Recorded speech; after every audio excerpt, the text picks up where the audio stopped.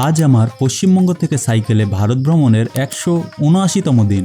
আজকের দিনটা এমনভাবে শেষ হবে, সকালে বেরোনোর সময় আমি কল্পনাও করতে পারিনি। গুজরাটের একটি পেট্রোল পাম্প থেকে সবাইকে সুপ্রভাত। এখানকার দাদাদের ধন্যবাদ জানিয়ে আবার রওনা দিলাম নতুন এক পথের উদ্দেশ্যে। পেট্রোল পাম্পেরই কিছু মানুষদের সঙ্গে সাইকেল ভ্রমণ নিয়ে মজার তর্ক হয়ে গেল। কেউ বললেন সাইকেল চালানো খুবই কষ্টের, আবার কেউ বললেন এতে কোনো কষ্টই নেই। আপনাদের কি মনে হয় কমেন্টে অবশ্যই জানাবেন। আজকের রাস্তা ছিল একদিকে নির্জন, অন্যদিকে অসাধারণ সুন্দর। মাঝখানে রাস্তা বদলাতে হলো, আর তখনই চোখে পড়ল বিশাল একটি লেক, অসংখ্য পাখি আর চারপাশের শান্ত পরিবেশ মুহূর্তটাকে আরও সুন্দর করে তুলল। সামনে মরুভূমির বিস্তীর্ণ প্রান্তর, একেবারে সিনেমার দৃশ্য।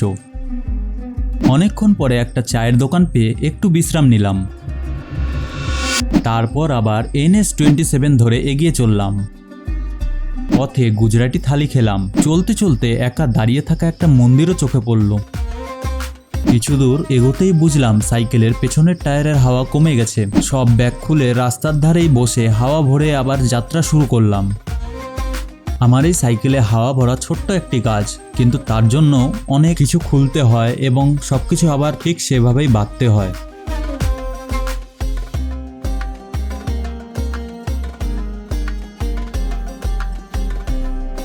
আজকের দিনটা একটু নির্জনই কাটছিল, কাউকে তেমন দেখতে পাচ্ছিলাম না। ঠিক তখনই কয়েকজন ভাই এসে বলল, চলুন একসঙ্গে চা খাই। সেই মুহূর্তেই দিনের ক্লান্তি অনেকটাই দূর হয়ে গেল। এরপর দেখা হলো একজন ফিজিওথেরাপিস্ট দাদার সঙ্গে। রামেশ্বরমে একসময় আমার পায়ে সমস্যা হওয়ার পর একজন ফিজিওথেরাপিস্টের চিকিৎসায় আমি অনেকটা সুস্থ হয়ে গেছিলাম। সেই ঘটনার পর থেকেই এই পেশার মানুষদের প্রতি আমার একটা আলাদাই শ্রদ্ধা তৈরি হয়েছে। তাই এই দাদার সঙ্গেও খুব আন্তরিকভাবে কথা বলতে শুরু করলাম। কথা বলতে বলতে তিনি আমাকে নিজের বাড়িতে থাকার আমন্ত্রণ জানালেন। সন্ধ্যায় তার পরিবারের সঙ্গে বসে খেলাম ঘরোয়া গুজরাটি খাবার। তখন বুঝলাম হোটেলের গুজরাটি থালি আর বাড়ির রান্নার স্বাদ একেবারেই আলাদা। এই অভিজ্ঞতা না হলে গুজরাটকে এত কাছ থেকে চিনতেই পারতাম না। আজ গুজরাট আমাকে শিখিয়ে দিল অচেনা মানুষের ভালোবাসাই ভ্রমণের সবচেয়ে বড় প্রাপ্তি। আর আগামীকাল শুরু হবে নতুন অধ্যায়। মনে হয় কাল গুজরাটের দিশায় পৌঁছে যাব। সেখানে কি অপেক্ষা করছে সেটা জানতে পরের পর্ব অবশ্যই দেখবেন।